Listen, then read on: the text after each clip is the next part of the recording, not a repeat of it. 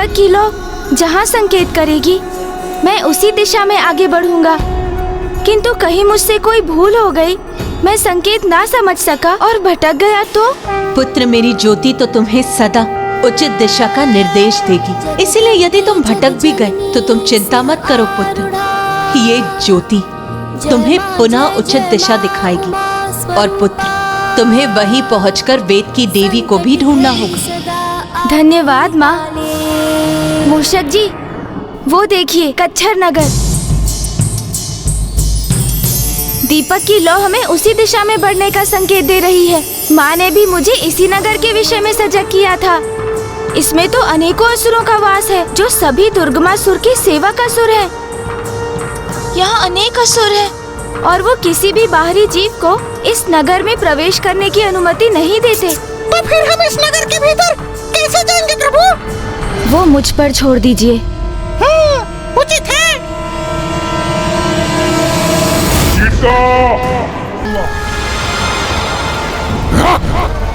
मुझसे ही भूलो कि मैंने एक कीट पतंगे को भेज दिया उस ज्वाला को नष्ट करने, किंतु अब नहीं। अब मैं उससे भी अधिक शक्तिशाली और विशाल भयंकर असुर को भेजूंगा। छायासुर, छायासुर, छायासुर।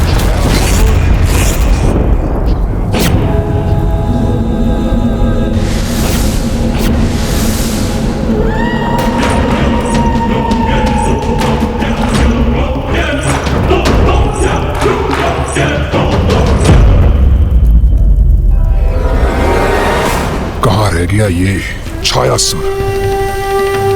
मुझे स्वयं ही देखना होगा उसे।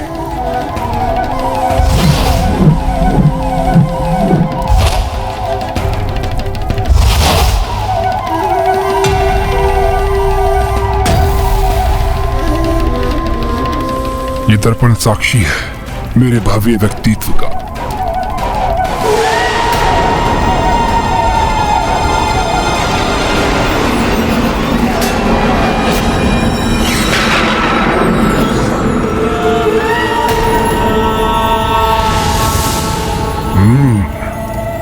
छायासुर की छाया है ये, जो होते हुए भी किसी के अस्तित्व को होते हुए भी लुप्त कर देती है। आपने मुझे बुलाया महाराज? हाँ, बुलाया है, अवश्य बुलाया है तुम्हें। आओ छायासुर, आओ।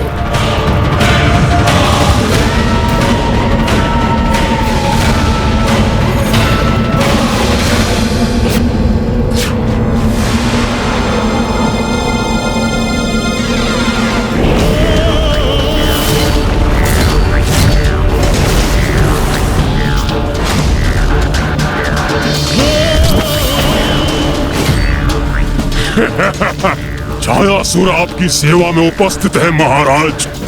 छायासुर मेरा एक महाशत्रु मेरे नगर की ओर एक दीपक के साथ बढ़ रहा है। तो जाओ और उस दीपक की ज्योति पर छा जाओ।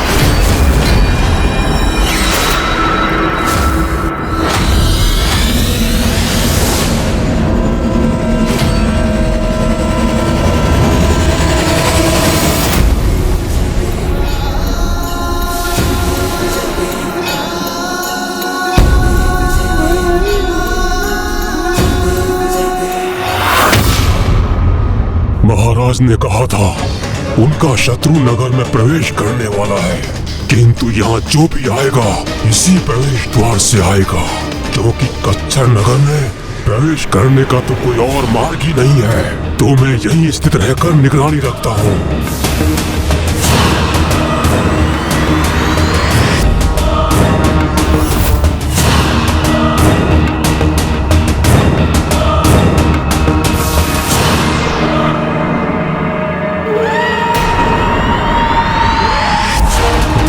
विचित्र विडंबना है ये। जिस प्रकाश का विस्तार तुम समस्त संसार में करना चाहते हो, उसी ने तुम्हें मेरे समक्ष लाकर तुम्हें संकट में डाल दिया है बालक।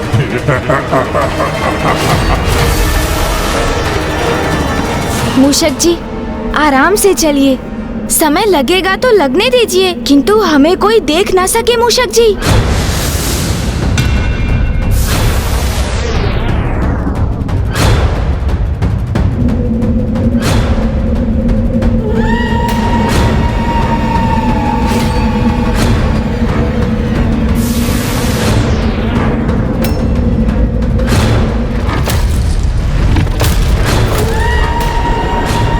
ये क्या?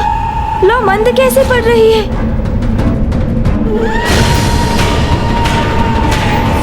किंतु ये कैसे संभव है?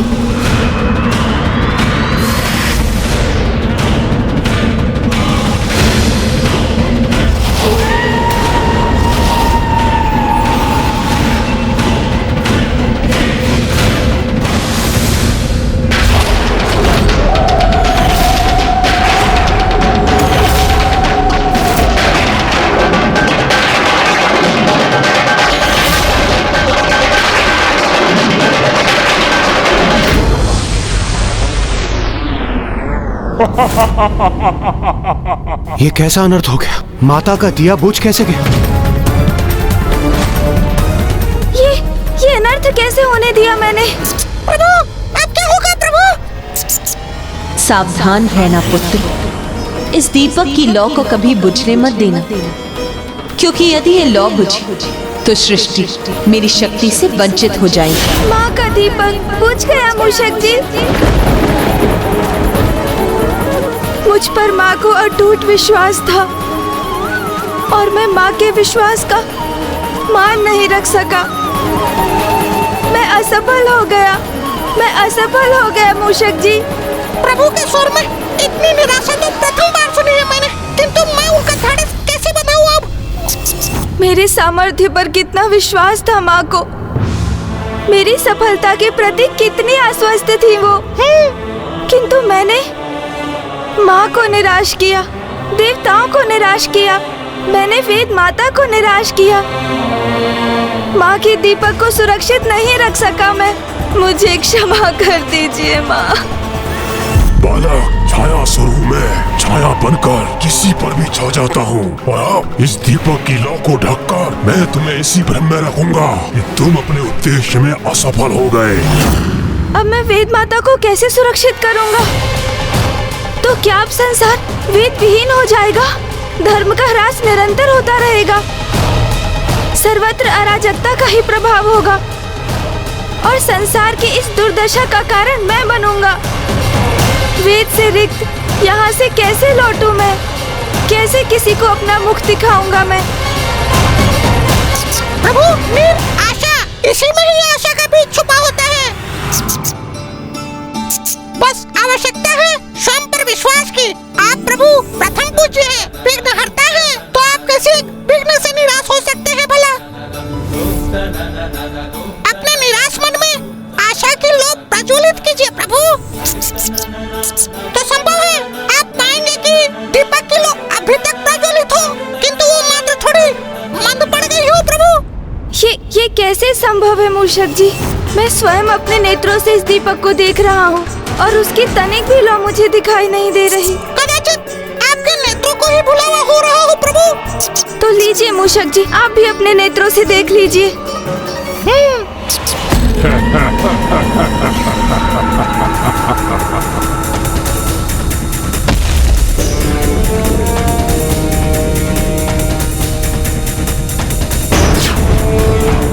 किंतु मुझे सावधान रहकर दीपक के ऊपर पूर्ण रूप से स्थित रहना होगा।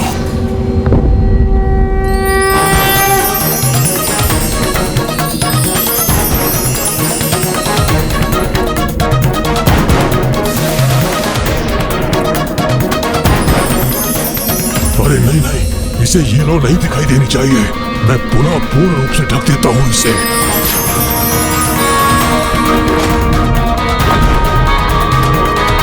मेरी दृष्टि का भ्रम था ये, अथवा एक क्षण के लिए मुझे दीपक की लौ पुनः दिखाई दी थी। ये क्या हो रहा है मुझे? ये भ्रम एक असुरी माया का प्रभाव। तो मैं अभी जाकर गणेश को इस माया के प्रति सजग कर देता हूँ माता। रुको पुत्र, मुझे ज्ञात है कि तुम अपने अनुज गणेश की सहायता करने के इच्छुक हो, किंतु गणेश को आभास हो चुका है कि वहां कुछ अनुचित घट रहा है।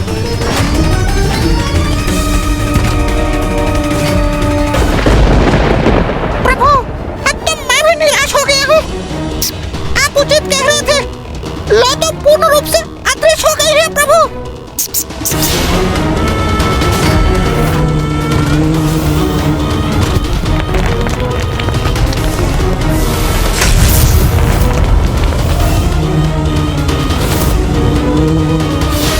नहीं, अभी माँ के दीपक की लौ मुझे दिखाई देना कोई भुलावा नहीं था, क्योंकि वो लौ तो जिसके अस्थिर होने से संपूर्ण पृथ्वी कंपित हो उठी थी, वो आज अदृश्य हो गई, किंतु उसका कोई दुष्प्रभाव नहीं हुआ। ये कैसे संभव है? इसका तो अर्थ है कि कोई अपनी माया से लौ को ढक रहा है।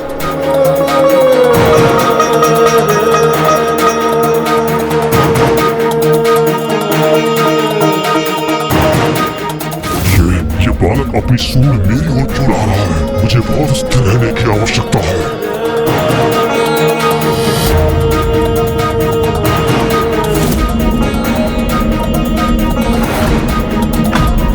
बड़ी विचित्र बात है, मुझे अब अपनी सूंड दिखाई नहीं दे रही है, किंतु माँ की लौ की उष्णता का आभास हो रहा है मुझे।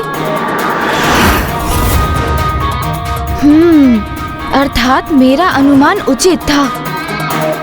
किसी आसुरी माया ने ही माँ की लौ को छिपाकर अदृश्य कर दिया है। तो अब उस आसुरी शक्ति को प्रकट कर उसे इस अपराध के लिए दंडित करना चाहिए मुझे। किंतु इससे पूर्व मैं कुछ लीला करने वाला हूँ। मूषक जी, प्रतीत होता है किसी अत्यंत बलशाली शक्ति ने बाधित किया है हमें। अब हमारा उससे पार पाना संभव नहीं। हम पराजित हो चुके हैं मूषक जी।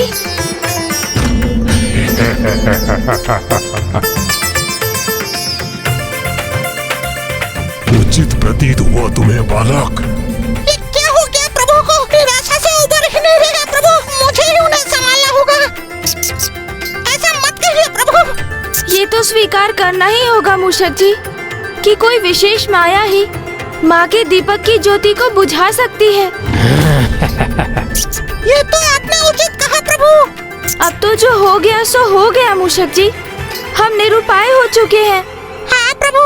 तो फिर यहाँ रुकने से क्या लाभ? हमें यहीं से पीछे मुड़कर लौट जाना चाहिए मूषक जी। वाह वाह, ये बालक तो अब लौट रहा है, वो भी इस दीपक को यहीं छोड़कर। एक बार ये अपने इस मूषक के साथ लौट जाए तो मैं इस दीपक को महाराज तक ले जाऊंगा। वो स्वयं इसकी लौ को बुझाने का आनंद लेंगे। चलिए मूषक जी।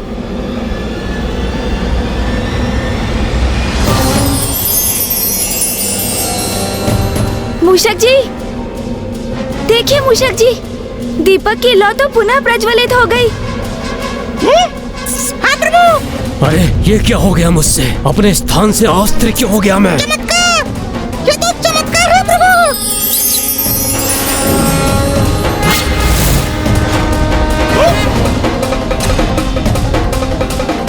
अरे ये क्या? ये लौ तो पुनः बुझ गई। मूषक जी, मेरा अनुमान तो ये था कि कोई अत्यंत सामर्थ्यवान असुर इस घटना के पीछे है, किंतु क्या प्रभु? किंतु कदाचित भूल थी वो मेरी, क्योंकि यदि वो इतना समर्थ है मूषक जी, तो उसके प्रभाव से इस लौ को एक ही बार में बुझ जाना चाहिए ना। ये लौ तो कभी बुझती है और कभी पुनः प्रज्वलित हो जाती है। बालक, मेरी छायासुर की शक्ति पर संदेह करने का दुस्साहस मत करो तुम। सर्वथा उचित कहा आपने प्रभु। अब सब आपके और मेरे समान सामर्थ्यवान कहाँ हो सकते हैं प्रभु? नहीं मूषक जी, इस कार्य के लिए शक्ति ही नहीं, बुद्धि की भी आवश्यकता है। वो कैसे प्रभु? देखिए, यदि मैं एक असुर होता और मुझे इस दीपक की लौ को बुझाना होता, तो मैं एक अनूठे किंतु सरल और अचूक उपाय का ही प्रयोग करता। दीपक की लौ को प्रज्वलित रखने के लिए किसकी आवश्यकता होती है? घृत की। तो यदि उस दीपक की लौ को बुझाना ही है, तो उसके घृत को ही हटा दो। किंतु वो घृत कैसे हटाऊं मैं? अरे ये धोने कैसे थे? वाह असुर जी, बहुत उत्सुकता है ना आपको ये उपाय ज्ञात करने की, इसीलिए स्वयं को रोक ना सके आप। तो आपकी उत्सुकता ही अब आपके कंठ की फांस बनेगी। चतुर चतुर चतुर चतुर ये तो अत्यंत उत्तम प्रश्न किया है आपने मूषक जी। मैंने कब ये प्रश्न पूछा प्रभु से? अच्छा समझ गया, ये अवश्य प्रभु की कोई युक्ति है। दीपक को घृत से रिक्त करने के लिए तो दीपक को उलटना होगा ना। अच्छा हुआ उन्हें मेरे बारे में ज्ञात नहीं हुआ। अरे हाँ, ये तो सर्वथा उचित है, किंतु मैं उसे आभास नहीं होने दूंगा कि मैं उसकी युक्ति समझ चुका हूँ। अच्छा हुआ उन्हें मेरे बारे में ज्ञात नहीं हुआ।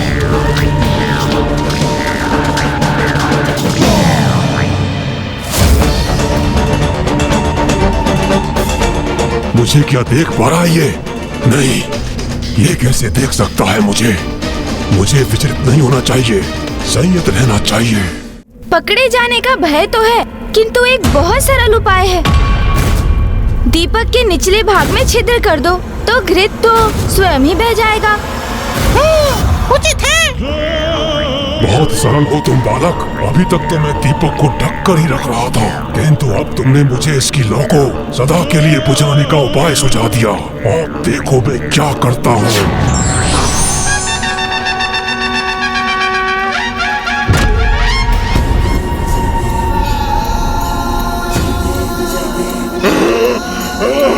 अरे मुक्त कर दो मुझे, जाने दो मुझे। क्यों मुक्त कर दो तुम्हें? तुम मेरे माँ की दीपक की लौ को बुझाना चाहते थे, दुष्ट पापी। उस लौ को जो ज्ञान, आयु और उससे भी अधिक स्वयं परमात्मा की प्रतीक है। तुम्हें ज्ञात भी है कि प्रज्वलित दीपक को बुझाना कितना अशुभ होता है। प्रभु मैं तो मात्र एक सेवक हूँ और अपने स्वामी असुरराज दुर्गमासुर के आदेश का पालन कर रहा था। व्यवस्था में प्रभु, मेरा विश्वास कीजिए प्रभु, मुझे मुक्त कर दीजिए, मुझे मुक्त कर दीजिए प्रभु, मुझे मुक्त कर दीजिए। मैं सदा आपका दास बनकर रहूंगा। मैं बुरा नहीं हूँ प्रभु, मैं बुरा नहीं हूँ प्रभु। स्वामी के आदेश का पालन करने की व्यवस्था थी मेरे प्रभु। तुम्हारा प्रयोजन अनुचित था, इसलिए जिस पावन दिए को तुम बुझाना चाहते थे उसके तले मैंने तुम्हें दबाकर तुम्हें दंडित किया है। उचित किया प्रभु आपने, जो मुझे इस दिव्य दीपक से हथेली पर रखकर दबाया। आपने माता के दिव्य दीपक के स्पर्श से मुझे पाप मुक्त कर दिया और मेरे भीतर सद्बुद्धि जागृत हो गई प्रभु। किंतु प्रभु मैं दुर्गमासुर के नगर नहीं लौट सकता। अभी मुझे आप कोई उचित मार्ग सुझाइए। मैं कहाँ जाऊँ, क्या करूँ?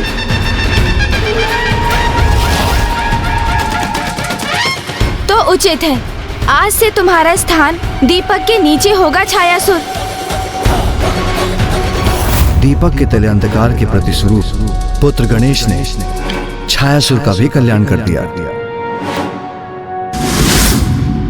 छायासुर, दीपक के नीचे तुम्हारा अंधकार इस बात का प्रतीक होगा कि अंधकार रूपी माया सदैव हम पर अपनी छाया डालने की ताक में हमारे साथ रहती है, किंतु हमें सदैव सजग रहकर माया के अंधकार रूपी माया जाल से स्वयं को सुरक्षित रखना चाहिए, क्योंकि यदि एक बार भी भूल हुई तो अरिष्ट वर्गों के प्रकोप के कारण हमारा पतन क्षण भर में हो जाएगा।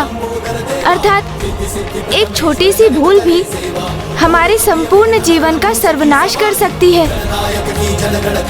प्रभु, आपने मुझ पर कृपा कर एक पावन स्थान प्रदान किया है, इसलिए मैं भी आपकी सेवा करने के लिए तत्पर हूँ। प्रभु मुझे बताइए, आप दुर्गमासुर के नगर में क्यों प्रवेश करना चाहते हैं? दुर्गमासुर ने वेद माता का हरण किया है।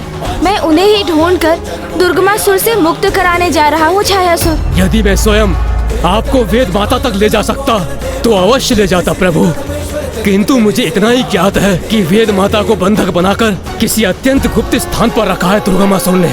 आप चिंता मत कीजिए छायासुर, माँ की दीपक की लौ हमें यहाँ तक ले आई है, तो वो हमें आगे का मार्ग भी दिखाएगी। किंतु आगे का पथ बहुत दुर्गम होगा प्रभु। जिस नगर में आप प्रवेश करने वाले हैं वहाँ पग पग पर भयंकर असुर आपके लिए संकट उत्पन्न करेंगे। वो असुर बड़े ही दुष्ट और रक्त पिपासु हैं और रात्रि में तो उनकी शक्तियों में और भी वृद्धि हो जाती है। आप सावधान रहिए प्रभु। धन्यवाद छायासुर।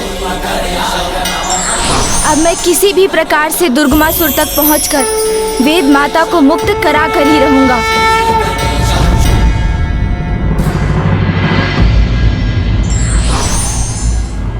अंधकार रूपी माया को दूर करने का एकमात्र माध्यम है मनुष्य का विवेक रूपी ज्ञान।